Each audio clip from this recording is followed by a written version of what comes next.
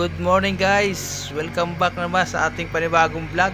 Ito, pasensya na kayo at matagal nang wala update sa aking channel. Naging busy lang kasi dito sa New Zealand. Bali, mahigit 2 taon na tayo dito na sa New Zealand. Hindi tayo nakakapag-vlog. So ngayon guys, mula ngayon tayo ay mag-upload dito ng mga video about sa mga naging trabaho natin dito sa New Zealand. So bali ngayon guys ay nag-loader operator muna ako dahil wala yung loader operator namin. So ako muna nag-operate ng loader. So maraming salamat sa inyo guys. Nasa 1,000 subscriber na po tayo. At ito mag-update na po tayo sa sa ating channel. Bali try natin makapag-update araw-araw about sa nagiging trabaho natin dito sa New Zealand.